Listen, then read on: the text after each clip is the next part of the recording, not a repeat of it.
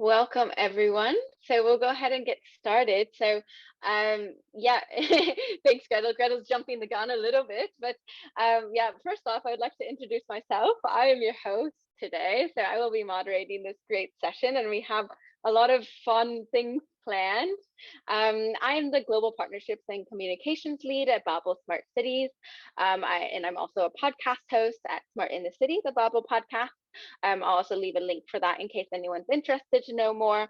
And yes, what are we talking about today? So we're talking about smart grids, really bringing it to the ground for a greener future for citizens. And so we'll be illustrating the green transition during this live dialogue on core concepts and experiences from across Europe.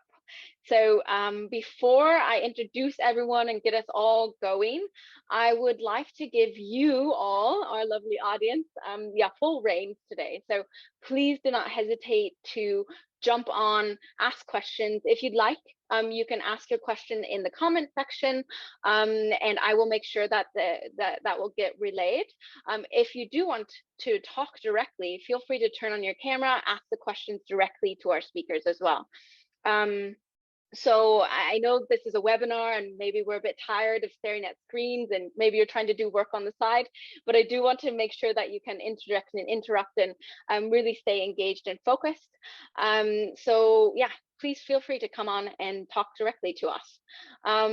Also do me a small favor. I already asked some of you, but if you can rename yourself. If you go in the participants and you find yourself and click on the to rename, you can rename yourself to your name and then your organization. That way we know who we're talking to and all of that. I think it adds a little bit of context.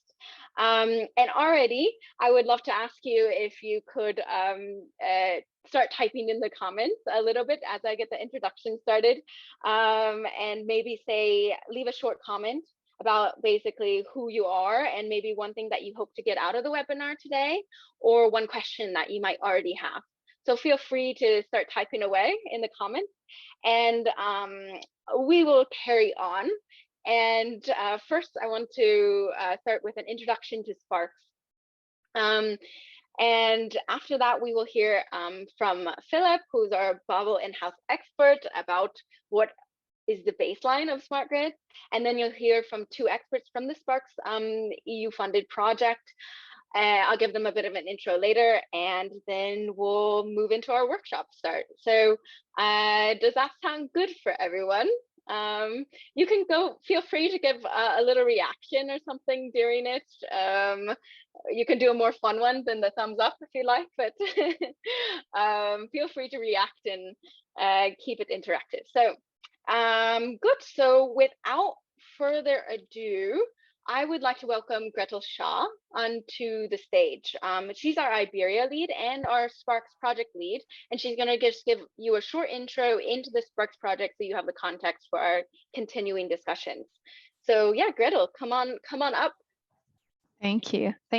I'll start sharing my screen. I think that'll be slightly easier to show some of the key information about Sparks. And I'm really glad to already see some names of known faces from Sparks project from the past and now, since with many of these European projects that are that expand over time, in this case 5 years. There are people who come and go in the organizations, move to another position, and it's really good to also see some old faces out there. So really glad to have you here. And I think also for people who we already know each other, I think also this webinar would be quite interesting to get to know more on the side of things and like really get into the details of what's happening in the project. And for those of you who have never heard of Sparks and haven't heard of the amazing thing that the cities are doing this project, you will get the gist very, very soon. So I'll just give you an overall introduction to our project. Sparks stands for Sustainable Energy Positive and Zero Carbon Communities, EU-funded project, which started in 2019. We still have until 2024. And it's really focused on the development of positive energy districts. Very briefly, Sparks objectives have to do with, first of all, engaging communities and developing city-centric approaches, rolling out, of course, monitoring and evaluation program to really measure the impacts these solutions could have, demonstrate innovative technologies in the lighthouse cities, which I'll show you in a bit who they are, enable and support urban transformation, replicate the lighthouse cities demonstration solutions in fellow cities. You will also hear about them in a bit. Generate a bold city vision for 2050. Cooperate with relevant projects, networks, and initiatives. Support the development of new businesses and financing instruments for sustainable PEDs. And of course, promote the Sparks project and its outcomes. So, well, what is Sparks about, basically? So there are 44 interventions in the lighthouse cities, and for the time being, they're a mystery to you. So for now, I want you to focus on what we are doing instead of where we are doing it. What we are doing. So the cities have interventions on what's called the positive energy transformation, which are these yellow squares.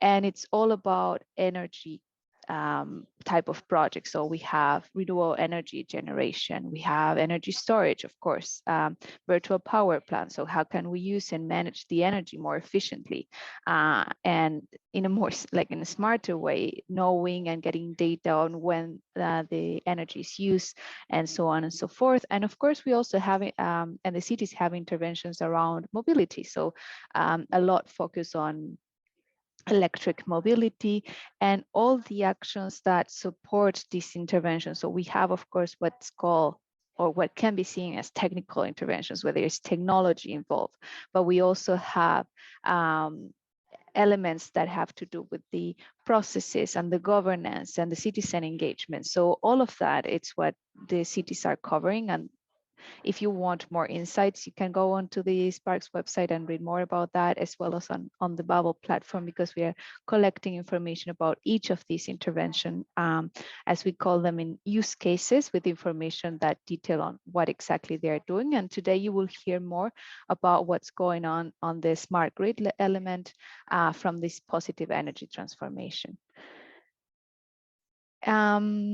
And as I said, we do have interventions that are on the technical side of things, but we all have all these additional elements that support this transition, because we are looking into creating districts that generate more energy than they consume, but that requires addressing many other challenges that are not only about the technical intervention per se, and of course that it's not simple in its own, because that means collecting data, making that data available, generating the insights, and as well measuring what the impact has been and whether that intervention was meaningful and can create further impact afterwards. But also then a lot of this engagement with the citizens and really placing citizens at the core to make sure this transformation is viable on the long term.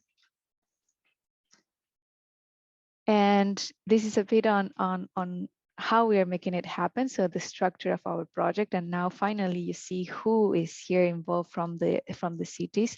So the two lighthouse cities are Espoo in Finland and Leipzig in Germany, and of course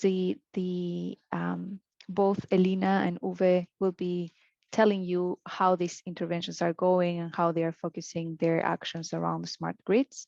And we also have 5 fellow cities, Maja, Kefisia, Kladno, Lviv, and Reykjavik, which are also very active. So for those who are aware of how Horizon projects work and how these replication work packages work, I have to tell you that it is very special from Sparks that the fellow cities also take time during the project to implement 2 specific projects. And I can talk wonders about these fellow cities because they are very active and have very interesting activities and projects going on, which we are of course supporting as part of Work Package 5, also from BABLE side on this matter. And yeah, so this is the geographies we're covering, very different contexts and scenarios, but a lot of interaction and very well managed as well from our coordinator, BTT. So yeah, let's see a bit of the where we are. So very spread in Europe, and because I think I'm already over time, and Tamlin would like me to stay as much as possible on time, briefly show you who is behind overall Sparks. A lot is going on. We still have 2 years ahead of us, so a lot will still be happening now.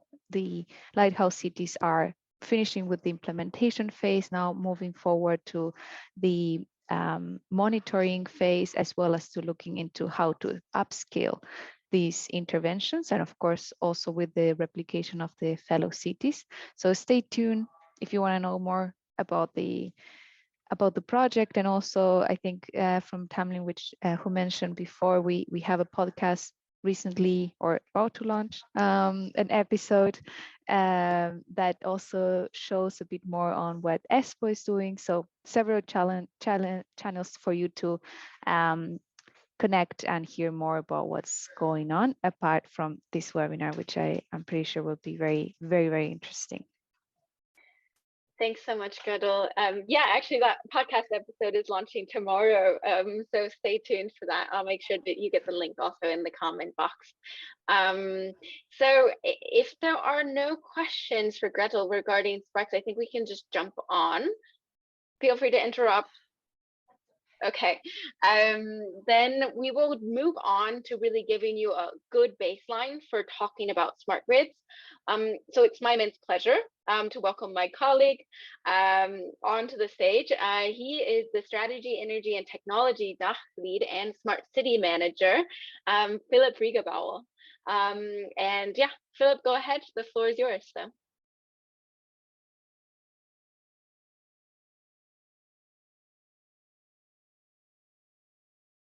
So I hope you can hear me now. Perfect. Yeah, welcome from my side as well. I will rush through the slides a bit. We have 20 slides and I will try to keep the time. So I will give you a short introduction to smart grid and set the baseline. On this slide first, this is a slide we very frequently use with BABLE because it shows like all the fields we usually involved when we providing solutions in the field of smart city. And what we can also see that this is possible to interlink all these fields together. Especially thinking of energy flows, we will come to the topic for today for the smart grids, and this we will see later that we also have different sectors we can couple. But first, I want to start with you with a bit closer definitions about what is a smart grid. The main learning is first that there are different definitions because there are different perspectives of areas of application, and so different institutions have different definitions. In this, there is an example from the European Commission. It's focused on an energy network, which can automatically monitor energy flows and adapt accordingly to changes. And it's also mentioned that in combination with smart metering, you can have a real-time tracking of consumption and supply patterns.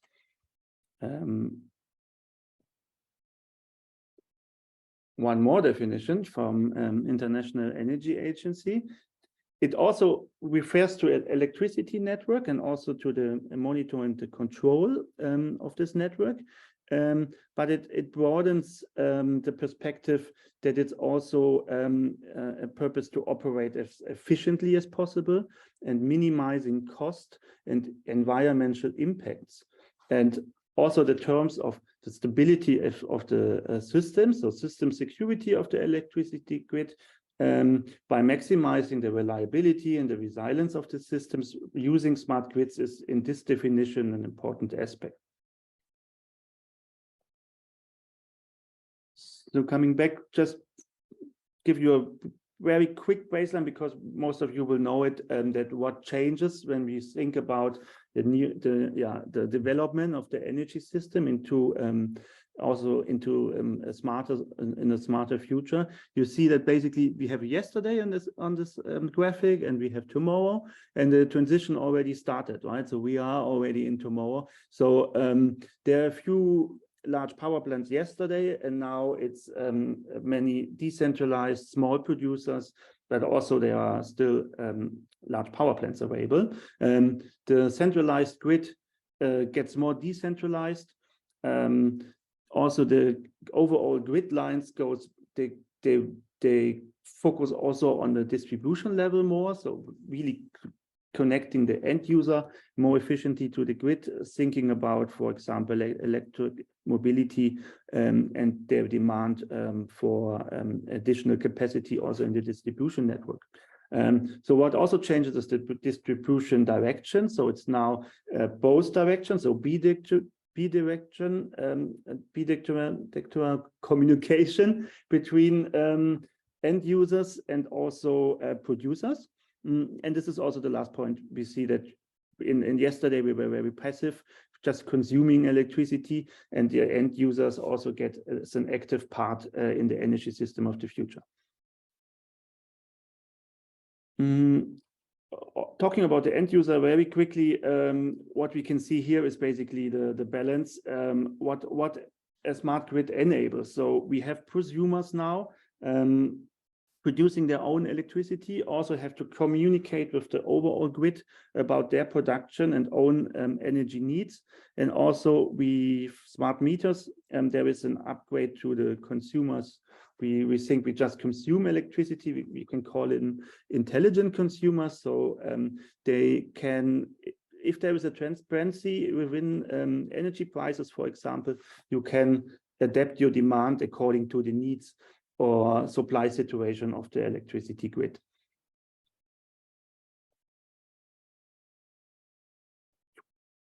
Some more lines. Perfect. So also you see I'm rushing through the slides, but I hope you have then a good baseline if you want to have a bit more information in detail. Here we can see basically the changes in the electricity system. So we have renewable electricity generation and also more distributed generation.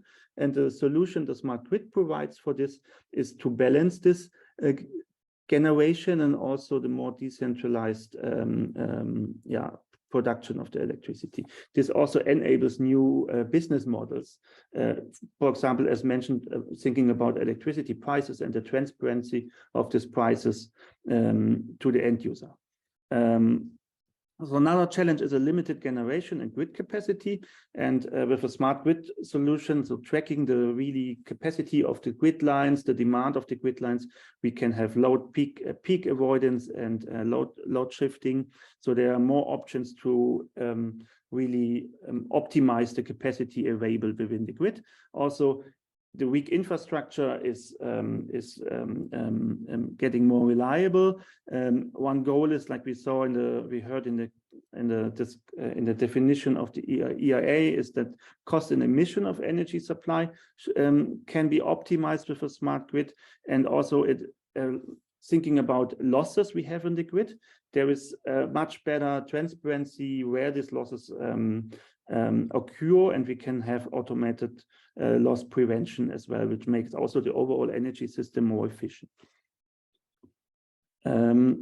Yeah, there are also more points. Just to give you the different fields, what will all change, like especially in this focus here, I want to mention that the communication is now in real time in the smart grid and also a two-way, so bidirectional.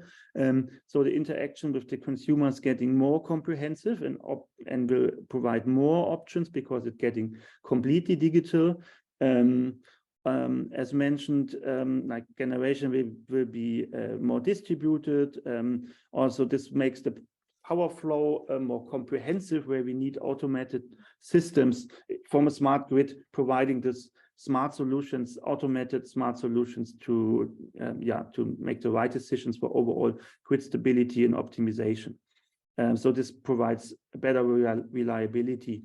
And we call it, like you can say, like also if we have system security aspects, like a self-healing aspect in best case. So one more is anatomy of a smart grid. I want to mention also within a few slides. First, some central features I already mentioned it. So we have information and communication technology infrastructure. In addition to our electricity grid, we have monitoring of the operations. We have control of the operations of the energy systems. And also we can include predictions about future situations within this energy system.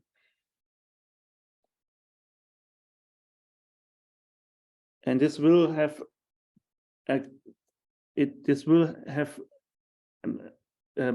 contribution to the value chain of a smart grid. So we see in the top a traditional electricity value chain where you have the power generation, then the distribution, so the logistics, then we have the trade, then the consumption, and then it comes to the end users. And with the options of the smart grid, we have first another layer of the distributed resources, so more distributed renewable sources, storage options, e-mobility.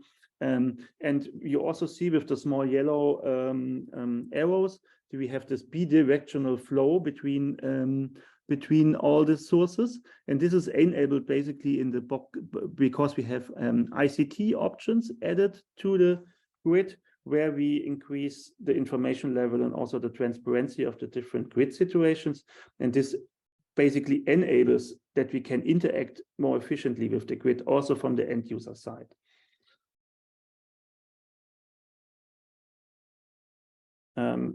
This graphic, there's also a lot, but I just want to mention, getting the connection back to the first picture, that it's about electricity flows, but thinking about sector coupling, so including not only electricity flows, for example, from e-mobility, you can broaden this perspective of a smart grid also in direction to include, for example, heat and cooling grids.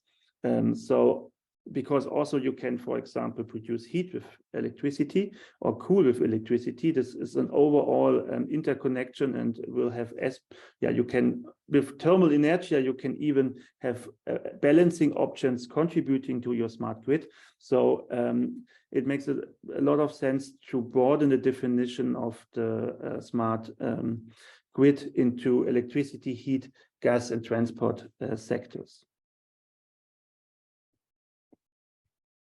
Then one few more slides about the practice, what we are also doing with BABLE, because to really implement a smart grid, there is a lot of layers and also a lot of challenges to get the right decisions out of it, and also optimize them for example, for a specific region, for municipality or city.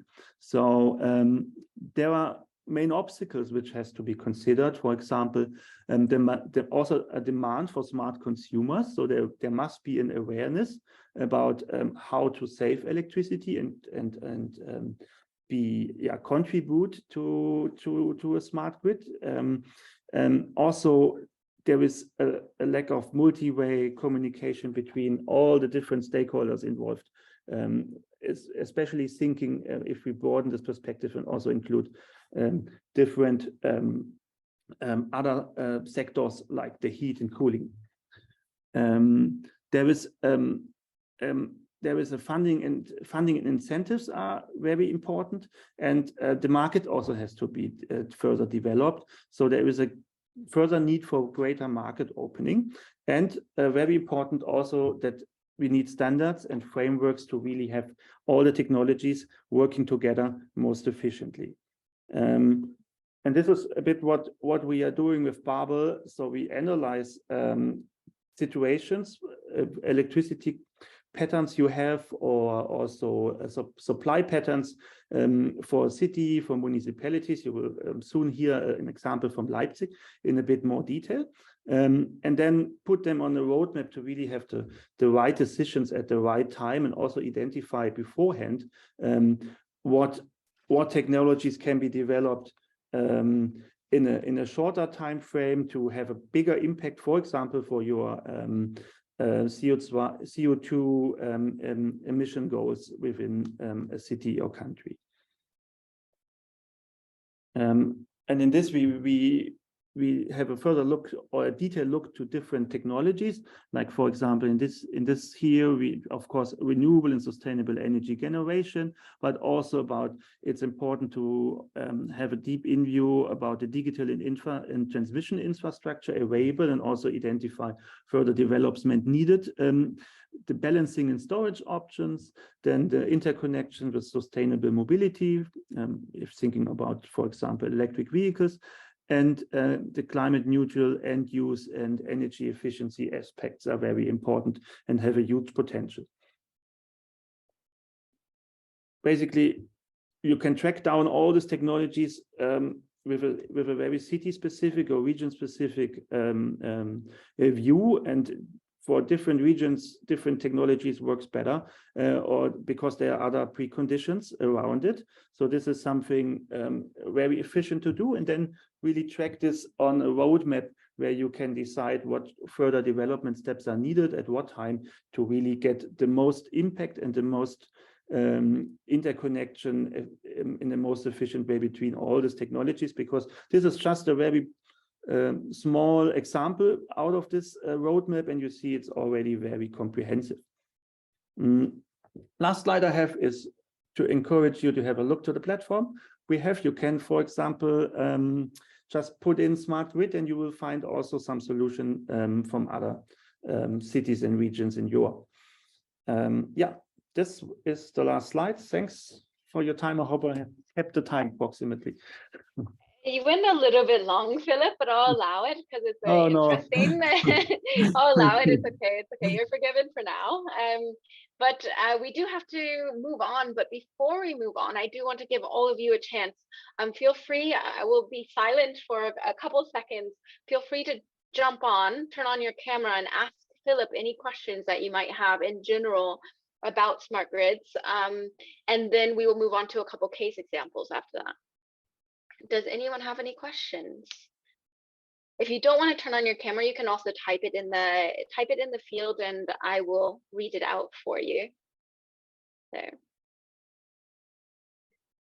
you were very comprehensive, it looks like, Philip, because no one has any questions right now. You can also save them for later, of course, as well. We'll stick on a little bit afterwards too. So then if no one has any questions right now, now is an exciting time to hear from Alina Ekelund. She's a sustainability manager at CityCon. So CityCon is a leading owner and developer of urban hubs in the Nordics and the Baltics. But yeah, I'll let her tell you the rest. Yeah, welcome onto stage, Alina. Thanks, Tamlin. So can you hear me? First, yes, and see my presentation. Good. Yes. Very good.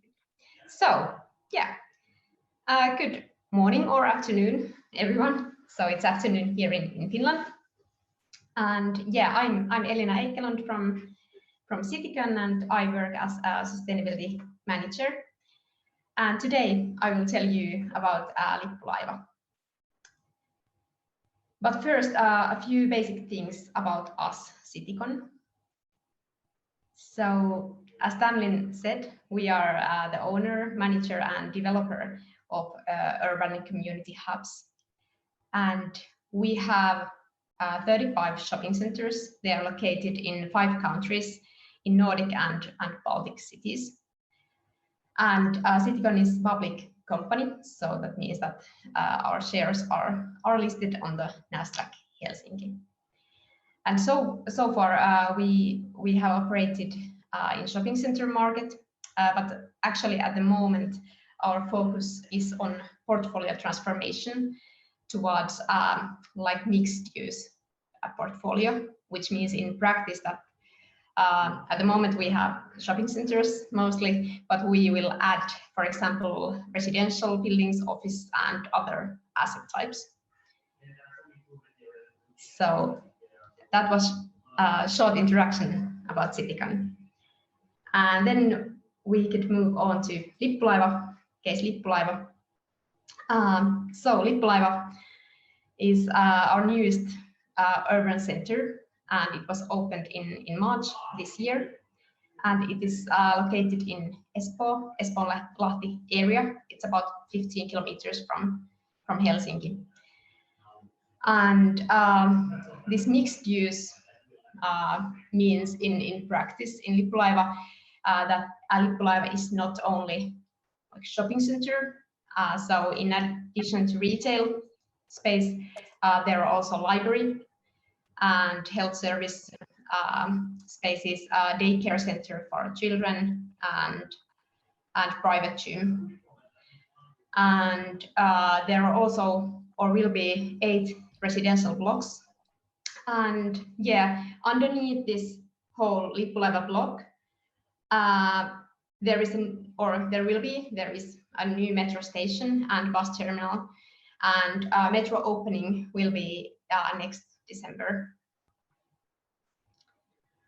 And here you can see like an overview of the whole development Lippulaiva block. So you can see different functions. They are marked as different colors, and you can see our 8 residential buildings and retail part and bus terminal underneath the block, and or next to block, and metro station underneath the block. So it's not only shopping center, it's like wider solution or development. And I want to share some photos of Lippulaiva. You can see this same, it's my background here. So this is like Espoo-Lahti area, and you can see the sea. It's quite near sea. And here, and this is like photograph from inside Lippulaiva. And then, yeah, main focus on energy solutions. So in Lippulaiva, we are using geothermal energy for both heating and cooling. And our geothermal field is so large and good that it can provide energy also for all these 8 residential buildings around Lippulaiva.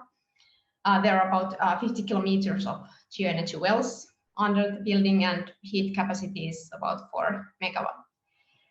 And we use these energy wells also for energy storage, so we can put the energy or extra heating produced from cooling into the energy field.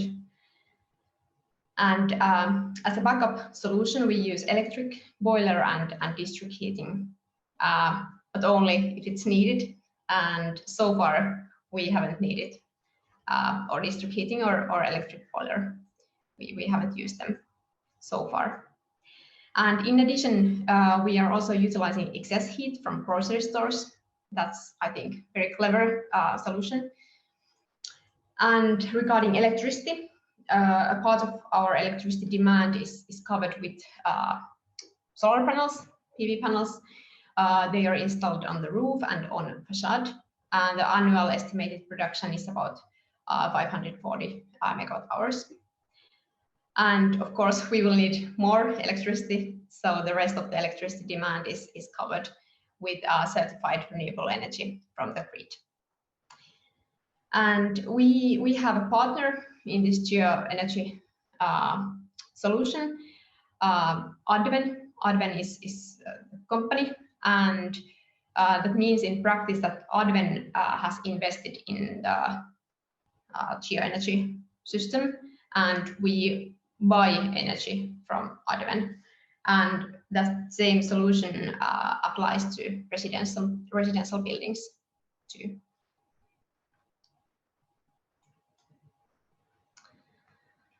And then regarding smartness of the building, here our partner is Schneider Electric. And in Lippulaiva, we have a cloud-based microgrid management solution called Microgrid Advisor. I think it's trademark.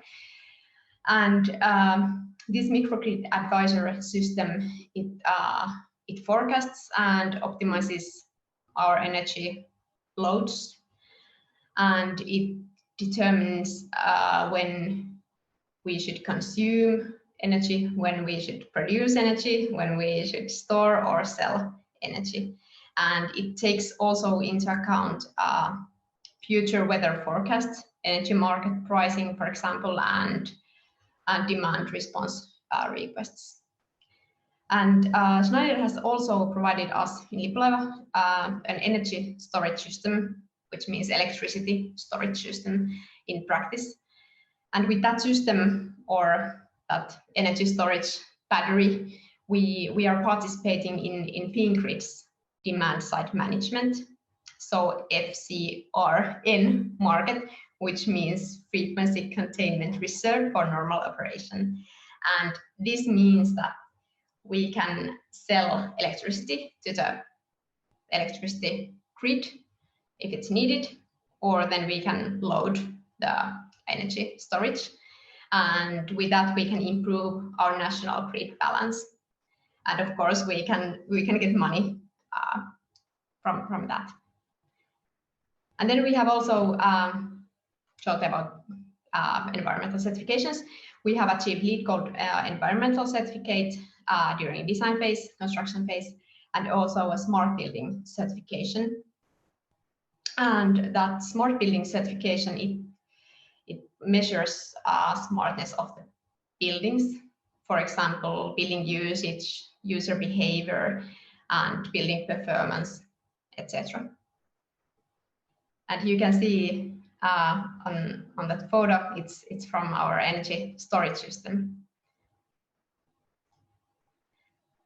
And then my last slide, this is like overall principle of energy systems in Lippulaiva. So you can see our electricity system and our thermal energy system. And you can see like parts of geothermal energy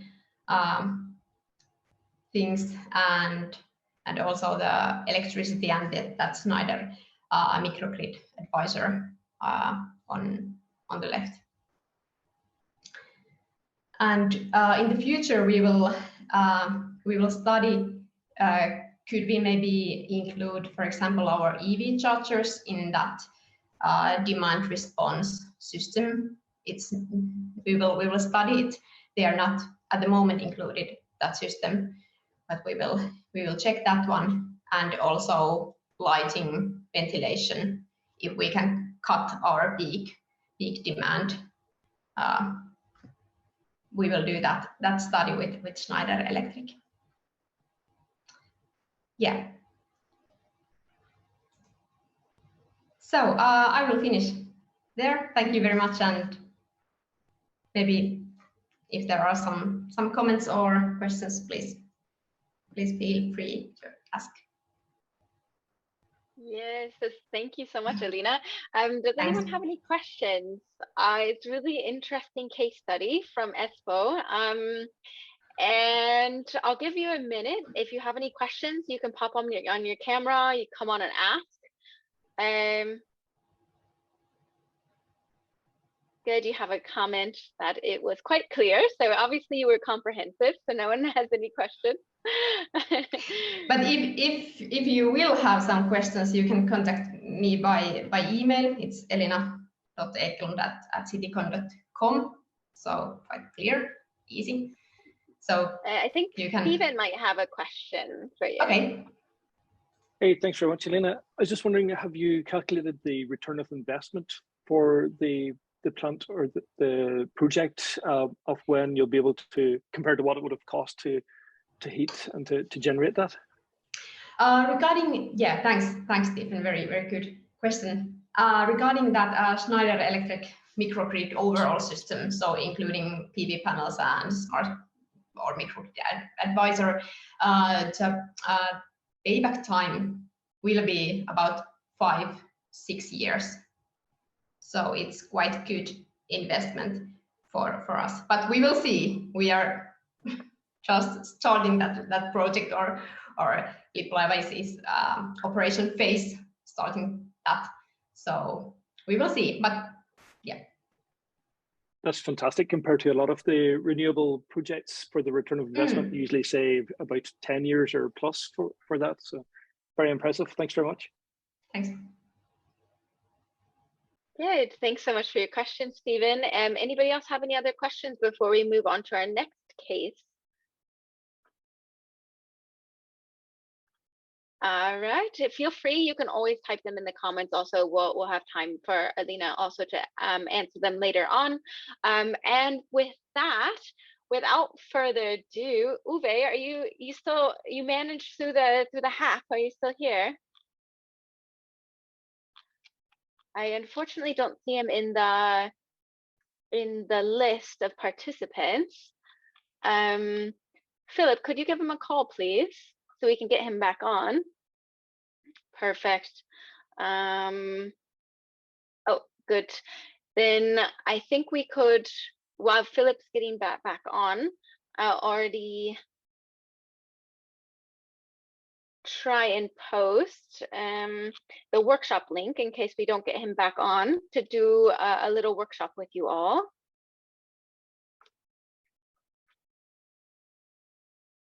I can place the workshop link. Should I place it in the chat already, Tammy? Yeah, I already did for you. So oh, perfect. You're faster. yeah. Okay. Then I focus on Uwe. As always, Philip. No, just kidding. There might be a difficulty with logging in. Just a second. Yeah, I now am able to admit people again, but there was some issues with that since the hack. So no worries. Actually, if you want to start getting people going with the workshop, then I will give them a call. So in the meantime, if you have any questions, please go into the workshop already. Please go ahead and type your questions while we get Uwe back in here. Yeah, we changed just the order. We can do the workshop. Okay, sounds good. Then we have a bit more time. So because now we want to hear from you, from your perspective. So if you open the link, you will get to the Moodle. I see already there are a few inside. This is perfect. You can also rename if you want, but you can also, we have a different options. I also will share the screen. Just a second.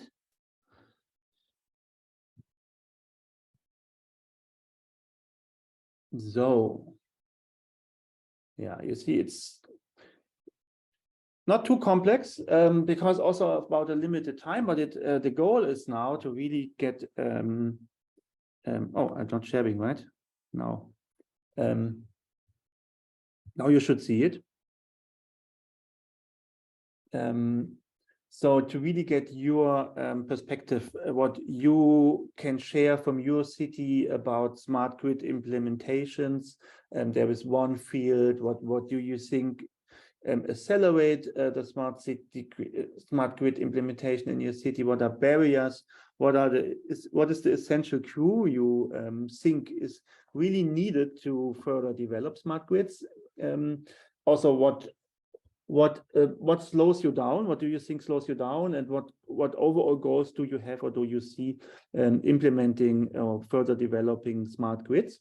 So the idea is that we just take a few minutes, and you can just grab the post-its here. You can press Steuerung Command C, and then just also copy it like you know it from all the other programs. So it's very easy, and just write what you think, and we don't have to start with a distinctive field. So just, I would set a timer maybe for 5 minutes to just collect first what you think. And then it would be great when we later on can go through, and if you would be interested to also share your thought about it and we discuss it. And also the goal is that we might see some patterns within the cities and regions. If you have questions to this, you can always ask. We don't have to wait. But I set the timer now for 5 minutes.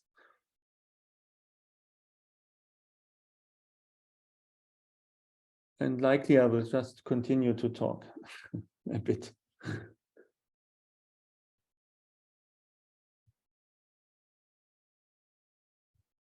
If you want, you can put your name behind that. Later on we can also discuss it and see who wrote it.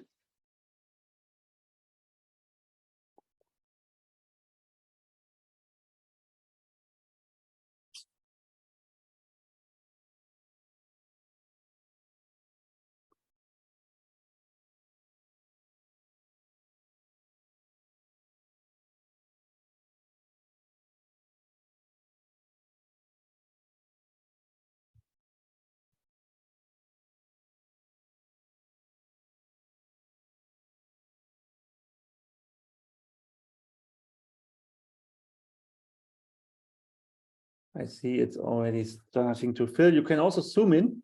And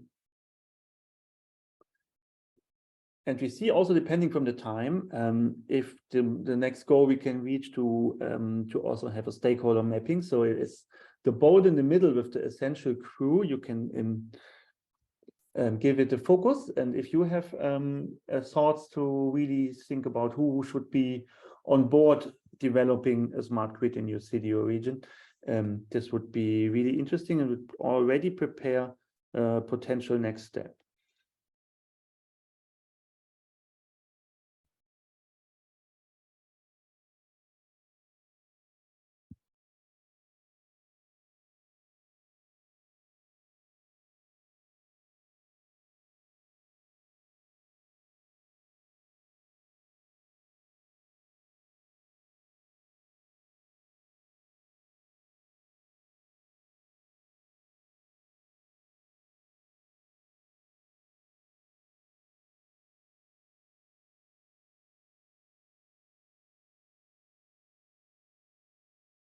Also, the goals might differ.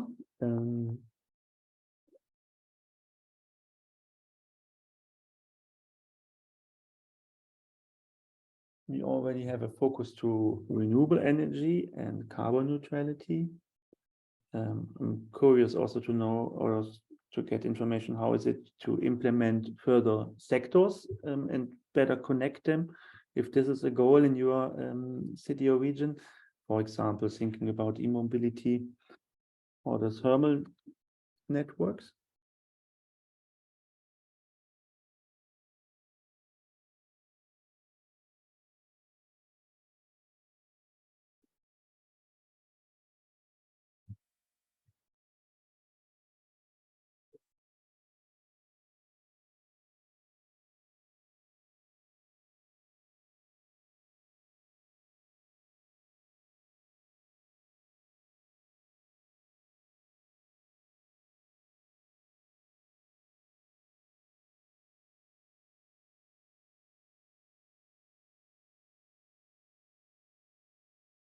So still 1.5 minutes left. It's filling. I can also copy a few more post-its.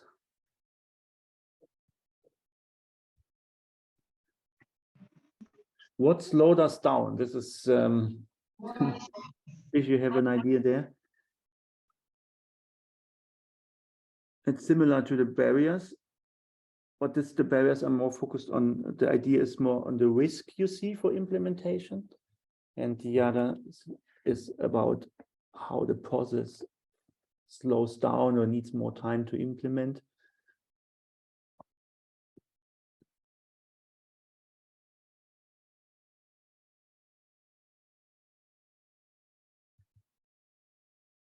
We know that also the risk differ between Europe very much, where for example in Germany also with a very strong data protection, and also the feeling that data is shared, and you as a prosumer you have to also provide information to the grid. So this can be, for example, a risk which is still discussed and still not perfectly solved within Germany, for example.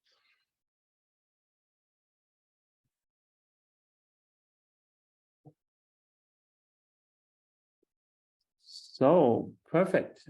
I think it'd be not so strict with the time, right? So 5 minutes are off. You still can write, of course. I see there is still a lot of information put it, so we can extend it a bit. Tammin, did you solve it with Uwe? Okay, perfect. So we will keep the time for the workshop, I think. So we should, I suggest we finish the part of this workshop. We can still think about, after Uwe's presentation, maybe about the stakeholder mapping if we do the next step.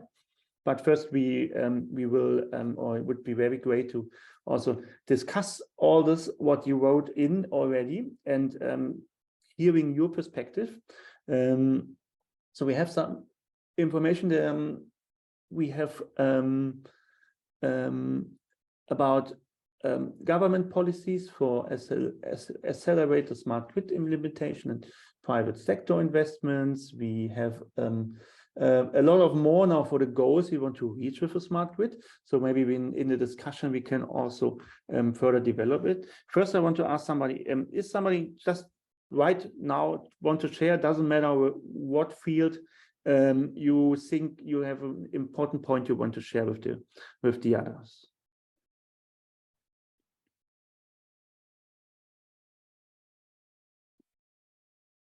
Who want to start?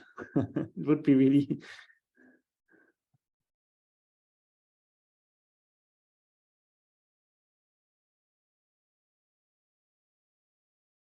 So, for example, when we think about, I'm scrolling in for the accelerator smart grid implementation. So there is mentioned the private sector investments are important. So this means like we have already questioned when the investment cost will be paid back. So this is an important question for private investors. Also government policies. What policies do you have in mind? There are EU-wide policies supporting smart grid implementation, or do you have? Do you think you have very effective local or regional, or also in your country policies in place which really accelerate the smart grid development? Can you share something about this?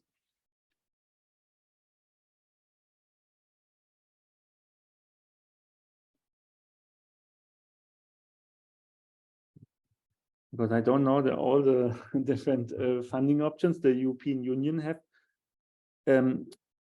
have something in place, but I know that also on a local level there is a lot of development. Mostly this funding is more specialized, so it's really targeting specific challenges within the country. Of course, many refer to renewable energy or electricity implementation into the grid. So this is an important aspect, for example, in Germany, to really have the grid ready for balancing all this fluctuating renewable production.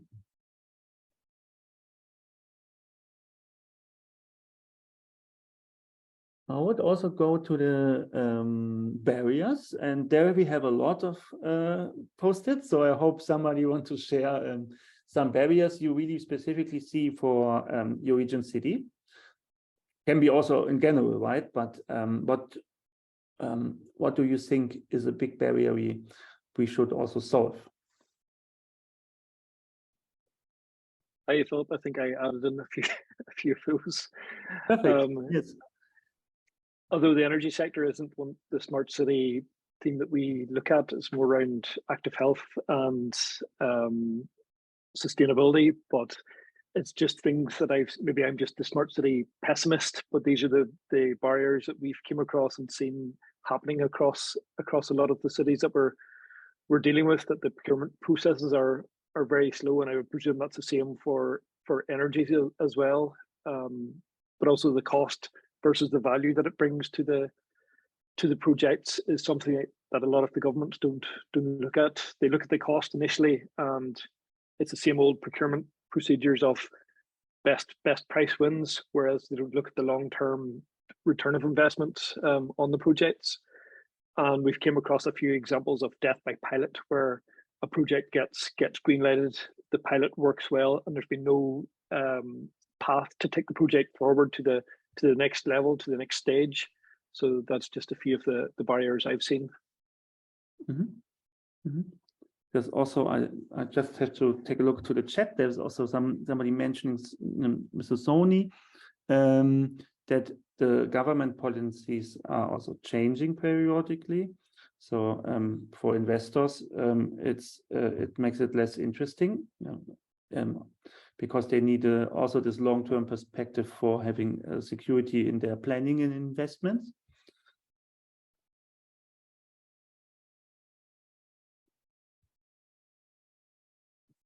Because also the other here is one post mentioned that there is an unclear legislative framework. So also goes in this direction to that is the long-term planning is an issue, especially when it's unclear or changing. So you need this longer perspective, because if you invest in a smart grid, it usually doesn't pay off directly, right? So it's a long-term investment. One side, an infrastructure investment, the other side into information and communication technologies, and this will not paying off directly, especially the complexity is higher, because you have to efficiently connect the communication level with the electricity infrastructure level. Yes, somebody writing, this is very good. We have a good points here. Does somebody want to mention? Philip, I think Gretel has her hand up. Oh yeah, Yes. perfect. Yeah, I was just unmuting myself. Yeah, I think I was going to add also to the legal aspect or the legislation per se, because I think that although the new or the second renewable energy directive from the EU push this topic, allowing for energy communities to take place, and of course that trigger their transposition to the national context, still that's a process going on. So national governments are working, or I mean, they in most cases have transposed, but that is not yet reflected on how at the local level cities or regions can take this legislation and what they are supposed to do, what they are allowed to do. So there is, I think, at the local level, still a lot of unclarity on how can we put in place energy communities, and of course in this case use smart grids, because I think that's the central element of being able to measure what energy is being produced, exchanging between different consumers or selling to the grid. So and I think Elina briefly mentioned how they have managed that in Espoo, but I've heard that it was not an easy process per se, and there is a lot of, so there is nothing there yet that is a standard process. So there is a lot of exploration for the projects that are now testing and trialing these technologies on, okay, what are we already allowed to do, and getting this special permits. And I feel also inside the administration, also at the national level, they don't have yet their processes yet in place to make this a more standardized and a faster process at the end, which is what's very important. So I feel like a lot will also happen, and many of these things may be addressed very soon, but still we are in the process, in the transition per se, on the legal aspect. And I think that's where everybody now is, among other things that I had mentioned, they're struggling to address and see what the solution could be, and what at the end national governments will allow, and what the processes will be. Thanks, Gretel. It's also, I'm not sure if you wrote this 3 points, but when we see the field, what drag did we overcome, and what slowed us down? So it's really like mentioned that the regulations, what you also mentioned, then the lack of funds in general, of course, always important to have the funds, and thinking about energy communities, also the awareness to also take the people with you, beside regulations, really convince about advantages of smart grids and contributing. Be a prosumer. Philip, I have a question for you as well. Just on, you talk about convincing, right? Convincing of the benefits. Is the best way to do that really like numbers? Is it showing the numbers, the data, the return on investment, like Stephen showed her? What would you recommend to really convince, to do this convincing, I guess? Yeah. There are different aspects, I would say, like the numbers should also be good. Like if you invest in something, also from as an end user in your house, you want to have this return of investment after a time where you think this is feasible for you and makes sense. So there should be also in this case a benefit, for example, because you can buy electricity cheaper. As an end user, it's still a point for the future. It's not fully transparent yet, because we have this wholesale market prices where you usually don't see as an end user. When you don't have this incentive to act according to the price, then you cannot save, and also not contributing to the grid, because usually the prices also reflect the grid conditions. On the other side, it's also rising awareness. So about the need that we need renewable energy systems in our electricity grid, and basically wind and PV are the pillars of it, and they are both intermittent electricity, so they fluctuate according to the demand. So there is a need for greater balancing it, and so everybody has to play a part in it, also with their consumption behavior. So you can also emphasize the sustainability aspect, not only the cost efficiency aspects. Yeah, so tackling it from multiple angles. Also, I know at the beginning, a couple people mentioned kind of this mobility energy crossover, and they were particularly interested in learning a bit more about this intersection between mobility and energy. I wonder if you can talk a bit more about that and how that meets the goals of what we want to do.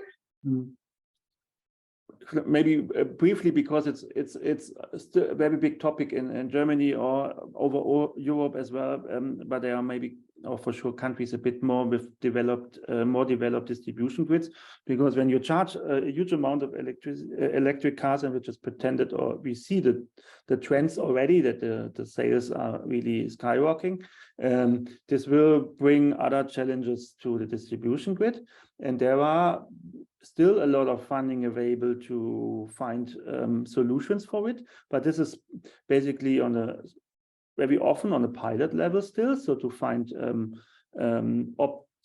for example, optimize the available grid capacity, also to optimize as cheap as possible the distribution grid in an existing area, for example, by upgrading the transformers to have their higher capacity. But also a big aspect is to, if you think about you plan an area and you build an area, to really take into account the further needs of maybe one street with residential houses, and everybody has an electric car and comes back from home in the evening, and then this line is not used most of the day, but the capacity is really needed at this distinctive time.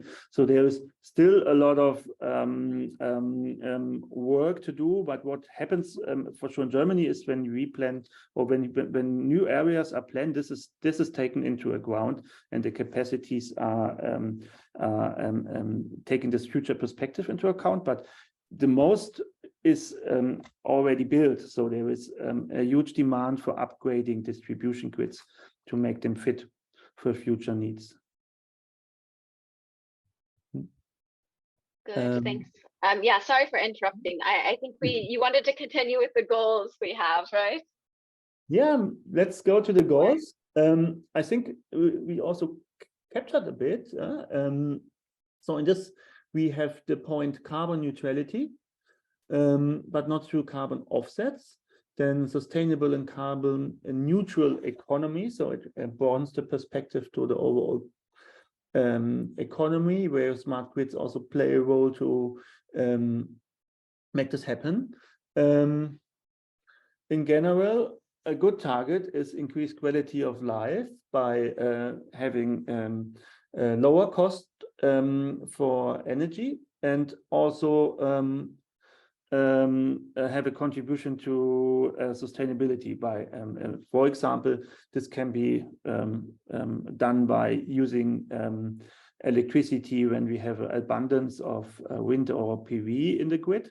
So this would be usually because of the merit order effect, it will be cheaper. So you will see it in the electricity prices, and also target the other point that we will have a sustainable electricity, because of course in the grid is usually a mixture, but in this case there will be high amounts of renewable electricity in the case if there is a lot of wind or sun. And so you if you take electricity at this time, you have this high share of renewable, and this electricity is green and will be sustainable. I didn't summarize it all. So is somebody want to add something at this point?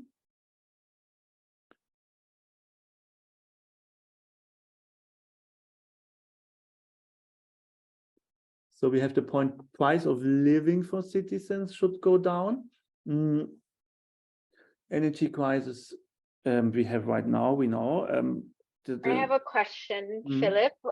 Maybe some other people also have some comments on this, because I've spoken to people who actually have, I mean, in general, we want a high quality of life, the cost of living to go down.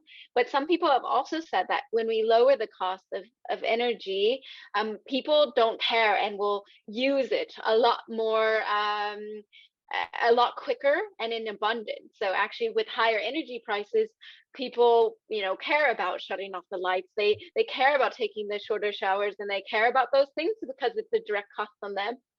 So is there like well, I don't know if you have thoughts on this, like should we lower the cost for citizens to get that higher quality of life, where we can, or is there some kind of like behavior change here that we need to be emphasizing? Yeah, I think also there are two aspects, yeah, right. So this is completely true. When you have to pay more, you usually have a higher awareness about how much you consume, and when it's cheap, you might not care so much. But on the other side, so this is an effect, of course. We see that approximately, like we used 20 or more than 20%, also because of we had a summer October, but more than 20% of gas reduction was already possible in Germany, because everybody is aware of the high gas prices. So this has an effect for sure. But on the other side, there is with green electricity, which is usually cheap when it's there in abundance and we have enough wind, for example. You can think about new energy fields. You can use this green electricity because it's cheaper. You can it's better to compete with other options we have. Think about the heat market and also about the gas price.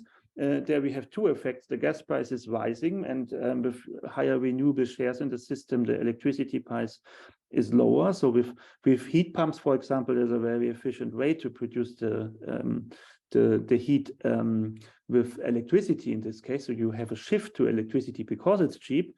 The main challenge is that you use it when it's there in abundance, like wind and PV. So you don't use it in when we have a lot of fossil energy in the system, because there is no wind and solar. And in this case, the thermal sector, like cooling and heating, can have a very big contribution to it, because we have the thermal inertia. You usually, if you have to heat, you can easily store heat. So you can, for example, a boiler, you can heat it, or also a building. The building itself has a mass which has a thermal inertia. So you don't usually need, like, if you need the electricity right in time. So you can use electricity, for example, in the night where we have a lot of wind but lower electricity consumption, and store this heat for the next day when you wake up, or even for the next week, because there heat storage is easy to accomplish, completely different to store electricity, for example. Okay, thanks, Tim. I just jump in, everybody who wants to say something, because maybe you help me with the essential crew. So what are the critical stakeholders, you think? And I zoom in. This is an important point. We're not sure after this with the stakeholder mapping, so you can if we can still from the time do it, but you can also just emphasize where you think what is the most important or what are the most important actors we should consider developing a smart grid in a region. So we have here municipalities and local authorities, which then the Chamber of Economy and Labor, for example. Then there was mentioned that the residents are very important actors in all of this, community leaders, but also that technology providers have the right solutions on the market. What do you think is, from your perspective, the most relevant one, or is it more like we need all? I see a hand from Fred. Yeah, thank you. I think the question on who is the most relevant one is fair enough. But when we talk about the crew, I think every crew member has its own role, right? And also when we stay with this image of a boat, the question, of course, comes up, who's moving the boat, or what is moving the boat? Is it the motor? Is it the wind? Is the pedals or the oars? And who is using all of this? So I think that all of those do have the place, and all of those are the critical stakeholders, but we should more talk about what would be their specific role in it. So to have all of them in the boat and on board is of course important, but it's more important to talk about the different roles as well, at least for me. Thank you. And also, thank you very much. I also think like this, and also think that there are different ways how to communicate. So you can approach them to get in on board and maximize their contribution, because everybody has another role to play.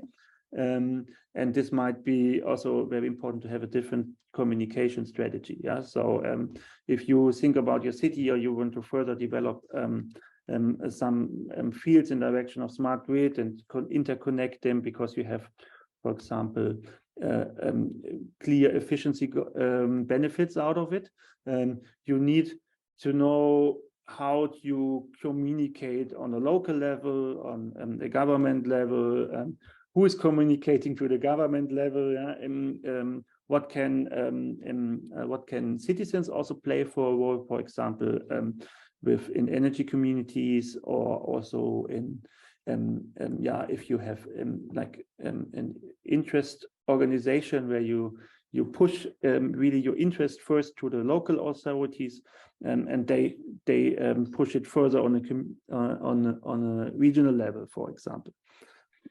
Yeah, thanks, Philip and Fred, for that. Also, I was wondering, Alina, maybe I think you're still here. I was wondering your experience with that, as far as your experience dealing with those critical stakeholders in your case study. Yes. Sorry, what was the question about stakeholders? Yeah, exactly. What your experience has been working like within all these different roles with the critical stakeholders.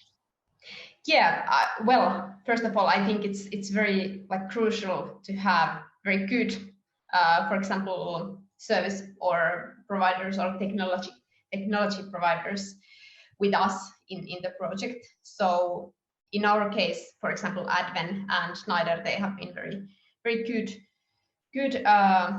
good partners for us, and cooperation with, for example, local authorities and municipality, it has been going well, so no big problems. But for example, we have had some cooperation with a district heating provider, and there, how could I say it?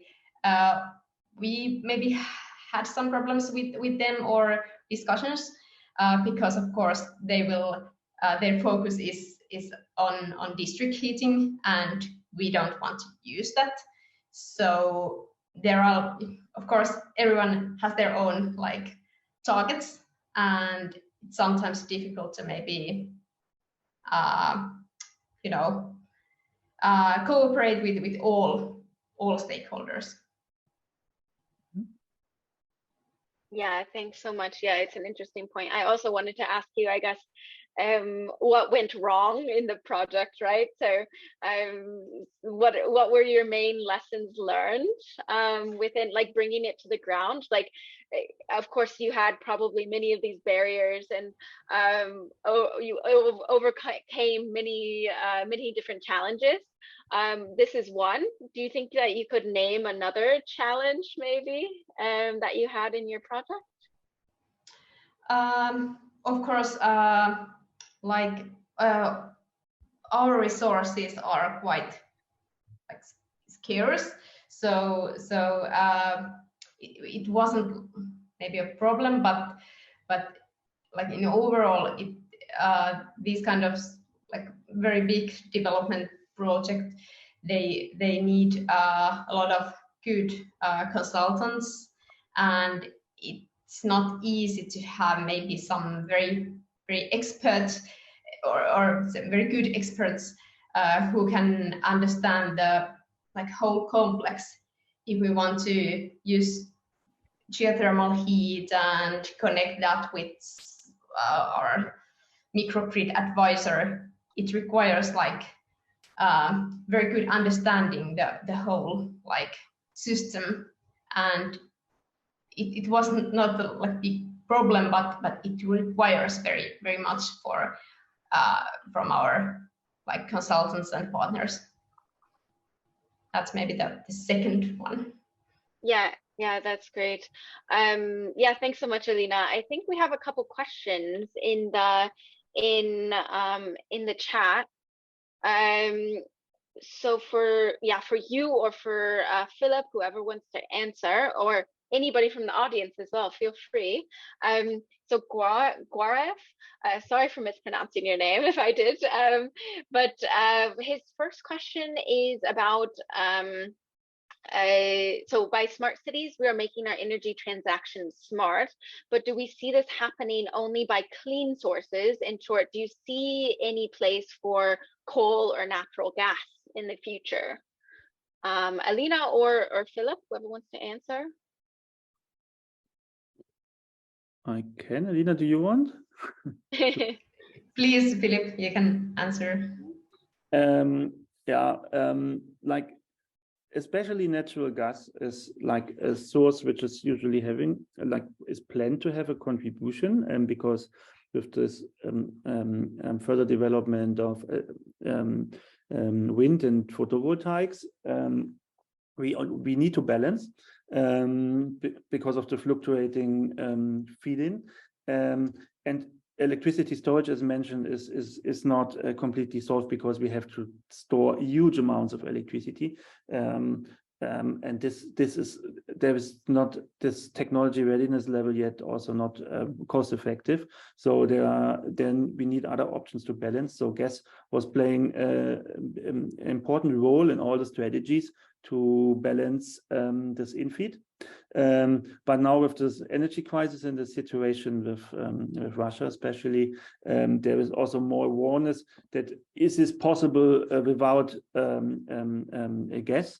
I think in the near future it's not possible. We need the gas plants. Also the coal plants, especially stone coal plants, made a lot of efforts to getting more flexible, and successful efforts. So the technology has ways higher flexibility now, so they can also have a contribution for this balancing, and also as a reserve when there is no wind and solar. But it really differs also from the countries, because now I'm speaking about Germany, but thinking about Austria or Switzerland, for example, also Norway, with higher like options for flow water, water power plants, and also pump storage plants where you can store electricity basically in as a material in water, and then pump it up and pump it and let it down and to produce it again. So with this geographical options, you have different challenges.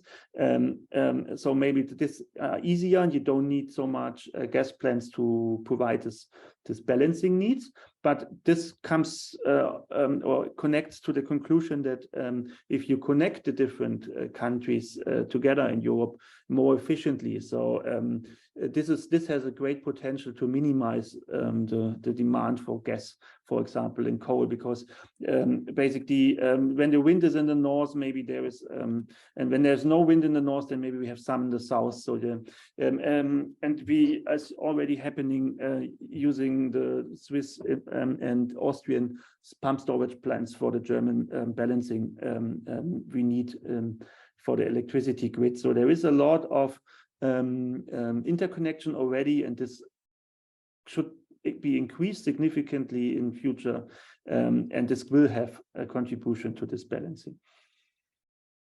Yeah, thanks, Philip. It's really interesting insights. There's also another question about blockchain. Is blockchain in energy transaction, is it just a bubble, or does it actually have some good potential, as some of the pioneer companies are developing its own blockchain for the same purpose? What do you think?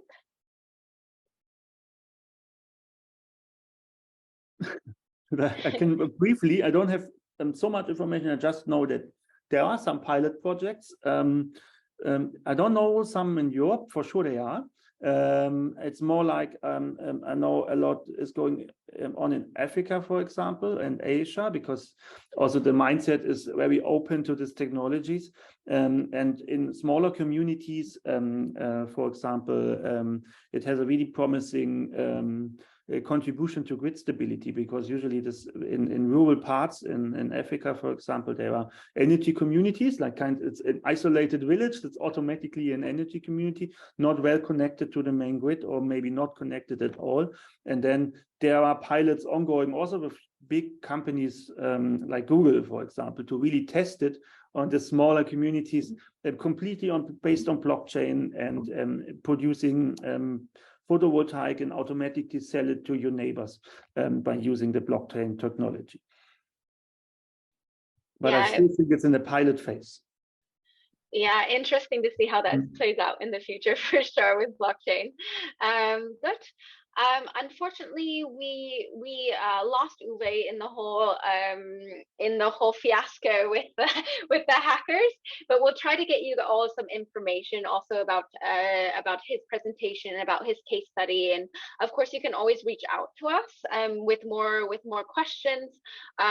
We can also get some answers from him as well. I'm just going to post here the email addresses for the BABLE people, in case you need us. We're here to answer any of your questions. If you want to collaborate, we're always open to that. Alina, also, if someone wants to get a hold of you, how should they do so? Yeah, sure. By email, as I said. So should I add it to chat or? Yeah, maybe add it to the chat as well, in case someone didn't catch it in the first part. Good. And yeah, okay, cool. Thanks, Fred, for also posting. There's some great resources in the chat that people have been posting. I've also put some resources that we can look at.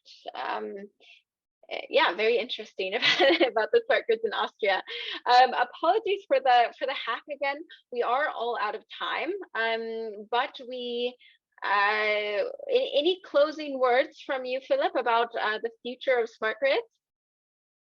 Closing words. No, I think we said a lot, but it's a lot still work to do. But I'm already on the link for the smart grids in Austria, and it's a very nice overview what's going on there.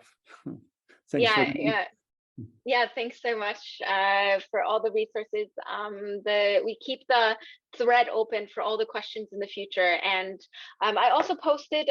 Philip is giving also a webinar next week. It's in German.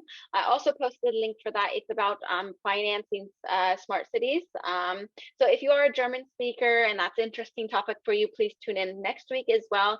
And you can follow along with us. Sign up for the BABLE platform. We have a lot of information there, and if you need any help, reach out to us. So yeah, with that, then I will let you all continue on to your lunches. Thanks so much for joining us, and yeah, until next time. Thank you. Thank you all.